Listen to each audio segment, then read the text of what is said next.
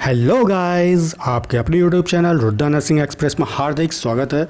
आज हम growth and development को प्रभावित करने वाले कौन कौन से ऐसे फैक्टर्स हैं उनका आज हम लोग डिस्कशन करेंगे। कंप्लीट कॉन्सेप्ट मैं आपको इस वीडियो में समझाऊंगा। मेरी वीडियो की खासियत आपको यहाँ पे हिंदी और इंग्लिश दोनों में ही नोट्स प्रदान किए जाते हैं। यदि आप इस वीडियो का PDF लेना चाहते हैं तो आप हमारे टेलीग्राम चैनल को फॉलो कर लें, उसका लिंक मैंने डिस्क्रिप्शन बॉक्स में दे दिया है। और जो भी व्यूअर्स इस चैनल पर पहली बार विजिट किए हैं, चैनल को सब्सक्राइब जरूर कर लें और साथ में नोटिफिकेशन बेल को दबा के ऑल क्लिक करना बिल्कुल भी ना भूलें, ताकि आप सभी को हमारे नर्सिंग से रिलेटेड वीडियो को नोटिफिकेशन सबसे पहले और ईजिली मिल सके। तो चलिए स्टार्ट करते हैं।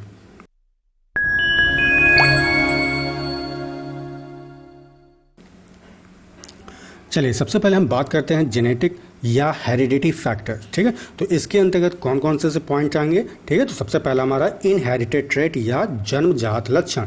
ठीक है, तो माता पिता से संतान को प्राप्त होने वाले जो गुण होते हैं, जो कैरेक्टर्स, जो फीचर्स होते हैं, उनको हम क्या कहते हैं, इनहेरिटेड ट्रेट्स कहते हैं। ठीक है, तो कौन कौन से लक्षण प्राप्त होते हैं, जैसे कि आपका बॉडी बिल्ड, ठीक है, शारीरिक गठन, यानी कि शारीरिक गठन से मतलब क्या है, शरीर आपका कैसा है, फिट है, पतला है कि मोटा है, ये देखा जाता है। ठीक, हाइट आपकी देखी जाती है, वेट है, शेप है, स्किन है, ठीक है, हेयर और आइज़ के कलर देखा जाता है, पर्सनैलिटी कैसी है, ठीक है, इंटेलिजेंस। तो ये सारे जो गुण हैं वो आपको कहाँ से मिलते हैं, आपके माता पिता से मिलते हैं। और याद रखिएगा, ये जो गुण होते हैं आपके माता पिता के बिल्कुल समान होंगे। राइट, चलिए अगला क्या हमारा डिफेक्टिव जीन्स। ठीक है, तो माता पिता से संतान को प्राप्त होने वाले जो भी जीन्स हैं उनमें क्या हो जाए, म्यूटेशन हो जाए, किसी प्रकार का एकदम अचानक कोई परिवर्तन हो जाए, तो वो जीन्स कैसा हो जाएगा, हमारा डिफेक्टिव जीन्स हो जाएगा। राइट, और ये जो डिफेक्टिव जीन्स है वो कई डिसऑर्डर्स पैदा करते हैं। तो चलिए देख लेते हैं कौन कौन से डिसऑर्डर्स हैं। तो सबसे पहला हमारा थैलेसीमिया हो गया, हीमोफीलिया है, ठीक है, ग्लैक्टोसेमिया हो गया, फेनिलकेटोन्यूरिया हो गया, ठीक है, हर्ट्ज़ डिजीज़ हो गया। ठीक, तो ये जो डिसऑर्डर हैं वो कब पैदा होते हैं, जब माता पिता से बच्चे को जो डिफेक्टिव जीन्स है वो स्थानांतरित हो जाए तब। ठीक, चलिए अगला पॉइंट है हमारा क्रोमोसोमल एबनॉर्मलिटीज। ठीक है, यानी कि गुणसूत्रीय असमानताएं। ठीक, माता पिता से संतान को प्राप्त होने वाले एबनॉर्मल क्रोमोसोम से कई विकार जो है बच्चों में पैदा होते हैं। देखिए यहाँ एबनॉर्मल क्रोमोसोम से मतलब क्या है, हम जानते हैं कि माता पिता से जो है जो भी क्रोमोसोम्स होता है वो उनकी संतान में जो है ट्रांसफ़र हो जाता है। ठीक है, अगर हेल्दी क्रोमोसोम होगा तो किसी भी प्रकार के यहाँ पे आपको एबनॉर्मलिटी या कोई डिसऑर्डर जो है देखने को नहीं मिलेगा। लेकिन होता क्या है कि अगर किसी प्रकार का कोई डिफेक्टिव क्रोमोसोम है या कोई एबनॉर्मल क्रोमोसोम है और वो बच्चे पे स्थानांतरित हो जाए तो काफ़ी यहाँ पे जो है आपको डिसऑर्डर्स देखने को मिलेंगे। तो याद रखिएगा वो डिसऑर्डर कौन कौन से हैं। तो सबसे पहला हमारा है डाउन सिंड्रोम, एडवर्ड सिंड्रोम है, टर्नर सिंड्रोम है, पटाउ सिंड्रोम है और क्लीनेफेल्टर सिंड्रोम है। ठीक है, तो ये जो डिसऑर्डर होते हैं वो क्या करते हैं, बच्चे के वृद्धि एवं विकास को ये प्रत्यक्ष रूप से जो है इसको प्रभावित करते हैं। राइट, चलिए नेक्स्ट पॉइंट है हमारा रेस। रेस से मतलब क्या है, यहाँ पर प्रजाति है। ठीक है, तो प्रजाति भी जो है प्रत्यक्ष या अप्रत्यक्ष रूप से वृद्धि एवं विकास को प्रभावित करते हैं। ठीक है, इसको हम एक एग्जाम्पल के तरीके से अच्छे तरह समझ सकते हैं। देखिए, एशियाई देशों की अपेक्षा यूरोपीय जो देश के जो बच्चे होते हैं वो अधिक आपको जो है लंबे देखने को मिलेंगे। ठीक, अधिक वजनदार वाले होंगे, मजबूत उनका शारीरिक गठन होगा, एकदम हृष्ट-पुष्ट होंगे। ठीक, और अधिक बुद्धिमान वाले होते हैं। ठीक है, चलिए अब हम बात करते हैं इन्वायरमेंटल फैक्टर्स, यानी कि वातावरणीय कारक। तो वातावरणीय कारक जो है बच्चों के वृद्धि एवं विकास को दो तरीके से प्रभावित करता है। एक हमारा होता है इंट्रा यूटेरिन एनवायरनमेंट, नेक्स्ट क्या हमारा एक्स्ट्रा यूटेरिन एनवायरनमेंट। चलिए अब हम एक एक करके इन एनवायरनमेंट को देखते हैं। चलिए देखते हैं, सबसे पहला हमारा पॉइंट है इंट्रा यूटेरिन एनवायरनमेंट। ठीक है, जैसे कि नाम से स्पष्ट है, इंट्रा यूटेरिन, इंट्रा यूटेरिन का मतलब होता है गर्भाशय के अंदर। ठीक है, तो इसका अर्थ होता है माँ के गर्भ के अंदर का वातावरण। ठीक, इसके अंतर्गत निम्नलिखित प्रीनेटल फैक्टर्स आते हैं। अब यहाँ पे समझिए कि प्रीनेटल फैक्टर्स क्या होते हैं। देखिए, जब हमारी मदर प्रेग्नेंट होती है और डिलीवरी से पहले तक का जो भी टाइम होता है उसको हम क्या कहते हैं, प्रीनेटल टाइम कहते हैं। ठीक, तो इस दौरान जो भी फैक्टर्स होते हैं वो बच्चे के वृद्धि में विकास को कैसे प्रभावित करते हैं, तो चलिए एक एक करके हम देखें। तो सबसे पहला हमारा मैटरनल न्यूट्रिशन, जैसे कि नाम से स्पष्ट है मैटरनल न्यूट्रिशन, यानी कि माँ को मिलने वाला पोषण।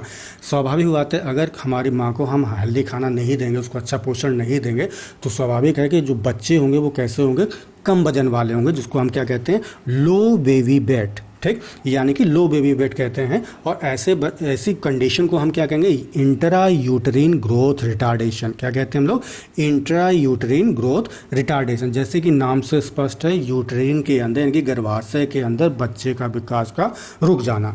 क्यों रुक जाना? क्योंकि माँ को जो है पर्याप्त मात्रा में पोषण नहीं मिल पा रहा है, राइट। तो ऐसे में क्या होगा कि जो बच्चे होंगे वो कम वजन वाले होंगे, जिनको हम क्या कहते हैं, लो बेबी वेट कहते हैं, और इस कंडीशन को हम क्या कहेंगे, इंट्रा यूटेरिन ग्रोथ रिटार्डेशन, राइट। चलिए अगला क्या हमारा पॉइंट है, मैटरनल इन्फेक्शन। अगर माँ को जो है किसी प्रकार का कोई इन्फेक्शन हुआ, जैसे टॉर्च, कैसे याद रखेंगे आप, टॉर्च, ठीक है, ये कि निमोनिक है, याद रखिएगा, इनका हम पहला अल्फाबेट लेंगे। तो T4 क्या हो जाएगा, टॉक्सोप्लाज्मोसिस हो जाएगा। ओ का मतलब क्या है यहाँ पे, अदर्स से है, यानी कि अदर्स में कौन कौन सी डिजीज आएगी, जैसे कि आपका सिफिलिस हो गया, हेपेटाइटिस बी हो गया, राइट।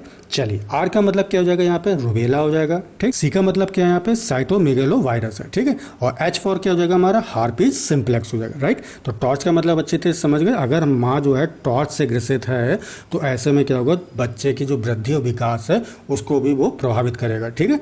चलिए नेक्स्ट पॉइंट क्या है, मैटरनल सब्सटेंस एब्यूज़। अगर हमारी माँ जो है कुछ गलत पदार्थों का सेवन कर रही है, नशीले पदार्थों का सेवन कर रही है, जैसे आपका शराब हो गया, ठीक, हीरोइन हो गया, कोकेन हो गया, ठीक है, इनका अगर सेवन करते हैं तो ऐसे में क्या होता है, बच्चे के ग्रोथ और डेवलपमेंट दोनों ही जो चीज़ें होती हैं वो प्रभावित होती हैं, राइट। चलिए नेक्स्ट पॉइंट है maternal intake of teratogenic drugs, ठीक है। यदि याद रखिएगा, इंपॉर्टेंट पॉइंट है, अगर माँ प्रेग्नेंट है और उस दौरान वह टेरेटोजेनिक ड्रग्स का सेवन कर रही है, टेरेटोजेनिक ड्रग्स क्या होता है, याद रखिएगा, ये ऐसे ड्रग्स होते हैं जो बच्चे के फिजिकल और मेंटल। चलिए नेक्स्ट पॉइंट हमारा maternal intake of teratogenic drugs, ठीक है। यानी कि कहने का मतलब क्या है, अगर माँ प्रेग्नेंट है और उस दौरान वह टेरेटोजेनिक ड्रग्स का सेवन कर रही है, जैसे आपका डिलेंटिन हो गया, ठीक, ट्राइडायोन हो गया, थैलिडोमाइड हो गया, मीथोट्रेक्सेट हो गया, तो ये ड्रग्स क्या करते हैं, बच्चे की फिजिकल और मेंटल ग्रोथ को जो है प्रभावित करते हैं, राइट। चलिए नेक्स्ट हमारा मैटरनल इलनेस, ठीक है। मैटरनल इलनेस से मतलब क्या है, माँ की प्रसव संबंधी बीमारियाँ, ठीक है। प्रसव के दौरान जो बीमारियाँ होती हैं, जैसे आपका प्रीक्लैम्सिया हो गया, एनीमिया हो गया, मल्टीपल प्रेगनेंसी हो गया, ठीक है। तो अगर ये बीमारी हैं तो क्या होगा, हमारे बच्चे की वृद्धि और विकास भी निश्चित रूप से प्रभावित होगी, राइट। चलिए, या उसको कोई क्रॉनिक डिजीज़ हो, क्रॉनिक डिजीज़ में कौन कौन से, जैसे कि आपका कंजेस्टिव हार्ट फेलियर हो गया, ठीक, क्रॉनिक रीनल फेलियर हो गया, हाइपरटेंशन हो गया, डायबिटीज़ हो गया। अगर ये बीमारियां जो है माँ को है तो याद रखिएगा, बच्चे की फिजिकल और मेंटल ग्रोथ भी जो है यहाँ पे निश्चित रूप से जो है रिटार्डेड होगी, ठीक है, अवरुद्ध जरूर होगी, राइट। चलिए अब हम देखेंगे एक्स्ट्रा यूटेरिन एनवायरनमेंट, ठीक है। एक्स्ट्रा यूटेरिन यानी कि गर्भाशय के बाहर का वातावरण, ठीक है। इसका अर्थ होता है माँ के गर्भ के बाहर का वातावरण, ठीक है। तो इसके अंतर्गत निम्नलिखित पोस्ट नेटल फैक्टर्स आते हैं। अभी देखिए यहाँ पे क्या है, पोस्ट नेटल है, तो पोस्ट नेटल का मतलब क्या होता है, डिलीवरी के बाद का समय, ठीक। बेबी हो गया है तो बेबी को कौन कौन से ऐसे फैक्टर्स जो है प्रभावित कर सकते हैं, चलिए देखते हैं। सबसे पहला हमारा फैक्टर आता है हार्मोन्स, ठीक है। तो हार्मोन्स भी किसी ना किसी रूप में मानव वृद्धि को जरूर प्रभावित करते हैं, राइट। तो सबसे पहले हम पढ़ेंगे इसमें ग्रोथ हार्मोन या सोमेटोट्रोपिक हार्मोन, ठीक है। तो ये हार्मोन क्या करता है, ये पिट्यूटरी ग्लैंड के एडिनो हाइपोफाइसिस या एंटीरियर लोब द्वारा सीक्रेट होते हैं और ये पॉलीपेप्टाइड से निर्मित होते हैं। याद रखिएगा कितनी अमीनो एसिड से निर्मित होंगे, तो आपका आंसर होगा 191 अमीनो एसिड से ये निर्मित होती हैं, ठीक है। ग्रोथ हार्मोन जो है शरीर के वृद्धि और विकास को रेगुलेट करती है। अगर कोई पूछे आपसे फंक्शन कि भैया ग्रोथ हार्मोन का क्या कार्य है, तो आप बोलेंगे ये वृद्धि एवं विकास को रेगुलेट करती है, राइट। ग्रोथ हार्मोन अगर कम मात्रा में सीक्रेट हो रहा है आपके शरीर में या ज़्यादा मात्रा में सीक्रेट हो रहा है, तो कौन कौन से जो है डिजीज़ उत्पन्न होते हैं जो आपके वृद्धि एवं विकास को प्रभावित कर सकते हैं।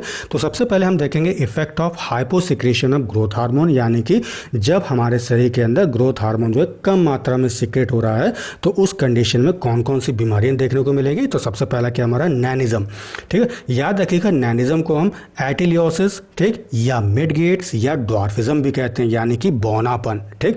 नेक्स्ट क्या हमारा पिट्यूटरी मिक्सोडिमा आपको देखने को मिलेगा, ठीक। साइमन डिजीज मिलेगा। साइमन डिजीज में क्या होता है, व्यक्ति जो होता है प्रीमेच्योर एजिंग देखने को मिलेगा, यानी कि एज से पहले ही यानी कि वो प्रीमेच्योर हो जाएगा, ठीक, बहुत जल्दी उसके अंदर जवानी आ जाएगी, ठीक है। चलिए अब हम देखेंगे कि ग्रोथ हार्मोन जो है अगर हमारे शरीर के अंदर काफ़ी ज़्यादा मात्रा में सीक्रेट हो रहा है, हाइपर सिक्रेशन हो रहा है, तो उस कंडीशन में कौन कौन से इफेक्ट आपको देखने को मिलेगा। तो सबसे पहला क्या हमारा गिग्नेटिज्म है, ठीक है। गिग्नेटिज्म क्या होता है, जो बॉडी हो जाती है वो काफ़ी ज़्यादा टॉल हो जाती है, ठीक। एक्रोमेगेली में क्या आपको देखने को मिलेगा, जो फेस और हैंड्स होते हैं वो काफ़ी लार्ज हो जाते हैं, जैसे कि आपका ग्रेट खलीक्स का बेस्ट एग्जाम्पल है, राइट। काइफोसिस में क्या होता है, जो आपका अपर बैक होता है, ठीक है, वो क्या होता है उसमें काफ़ी बाहर की हो जाए वो कर्व हो जाती है, तो इस कंडीशन को हम क्या कहते हैं, काइफोसिस कहते हैं, जैसे कि आप ये फिगर में भी देख रहे हैं, राइट। चलिए अगला क्या हमारा कीटोसिस, ठीक है। नेक्स्ट क्या हमारा डायबिटीज़ मेलिटस। तो ये कंडीशन जो है आपको देखने को मिलेगी, और ये जो कंडीशंस होती है कहीं ना कहीं बच्चों की ग्रोथ और डेवलपमेंट को प्रभावित करते हैं, राइट। चलिए नेक्स्ट है हमारा सेक्स हार्मोन्स, ठीक है। तो सेक्स हार्मोन्स जो है देख लेते हैं कौन कौन से ऐसे सेक्स हार्मोन्स होते हैं जो बच्चे के ग्रोथ और डेवलपमेंट को प्रभावित करते हैं। तो सबसे पहले हम फीमेल की बात करते हैं। तो याद रखिएगा फीमेल में जो है आपको मुख्य रूप से 2 हार्मोन देखने को मिलेगा। सबसे पहला हमारा है ईस्ट्रोजन हार्मोन, ठीक है। तो ये हार्मोन फीमेल में सेकेंडरी कैरेक्टरिस्टिक्स के लिए जिम्मेदार होते हैं। देखिए यहाँ पे सेकेंडरी कैरेक्टरिस्टिक्स से मतलब क्या है, जैसे प्यूबिक हेयर का आ जाना, ठीक है, ब्रेस्ट इन डेवलपमेंट होना, ठीक, मेंस्ट्रुएशन साइकिल स्टार्ट होना, ठीक है, और जो बटक्स हैं उसमें फैट जमा हो जाना, ठीक है। तो ये जो कैरेक्टर्स होते हैं वो क्या कहलाते हैं, आपके सेकेंडरी कैरेक्टर्स कहलाते हैं, राइट।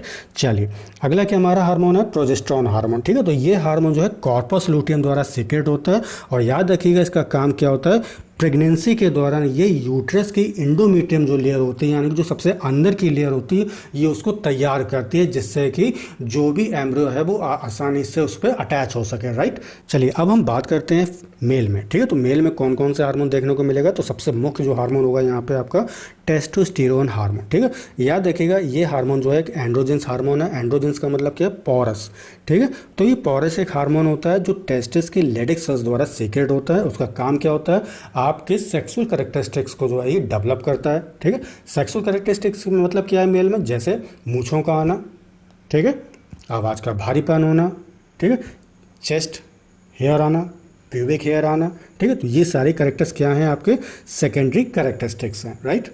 सेक्स हार्मोन की अधिकता से याद रखिएगा, ये तो हमने पढ़ लिया कि कौन से हार्मोन का क्या काम रहता है, लेकिन अब यही अगर सेक्स हार्मोन जो हैं समय से पहले अगर अधिक मात्रा में सीक्रेट हो रहा है, तो याद रखिएगा इस कंडीशन में सेकेंडरी जो सेक्सुअल कैरेक्टरिस्टिक्स हैं वो जल्दी विकसित हो जाते हैं।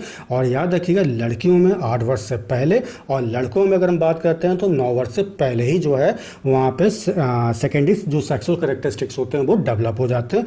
तब याद रखिएगा इस कंडीशन को हम क्या कहेंगे, प्रिकॉशियस प्यूबर्टी कहते हैं, ठीक है। जबकि अगर इनकी कमी हो, अगर यही सेक्स हार्मोन जो है कम मात्रा में सीक्रेट हो रहे हैं, तो क्या होगा कि जो सेक्सुअल कैरेक्टरिस्टिक्स होंगे वो देर में डेवलप होंगे, ठीक है, डिले में डेवलप होंगे, याद रखिएगा, है ना। चलिए अगला क्या हमारा थायराइड हार्मोन, ठीक है।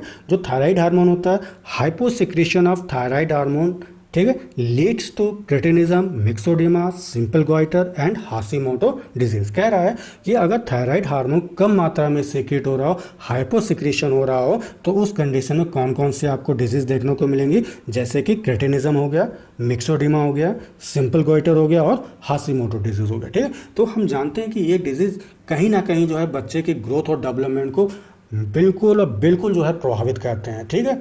चलिए अगला क्या है, हाइपर सिक्रेशन। अगर थायराइड हार्मोन हमारे शरीर के अंदर ज़्यादा मात्रा में जो है सीक्रेट हो रहा हो, तो उस कंडीशन में याद रखिएगा आपको कौन सी डिजीज़ देखने को मिलेगा, ग्रेव डिजीज़ देखने को मिलेगा। इस ग्रेव डिजीज़ को ही याद रखें हम एक्सोप्थेल्मिक गॉइटर के नाम से भी जानते हैं, राइट। चलिए अगले फैक्टर की हम बात करते हैं, न्यूट्रिशन।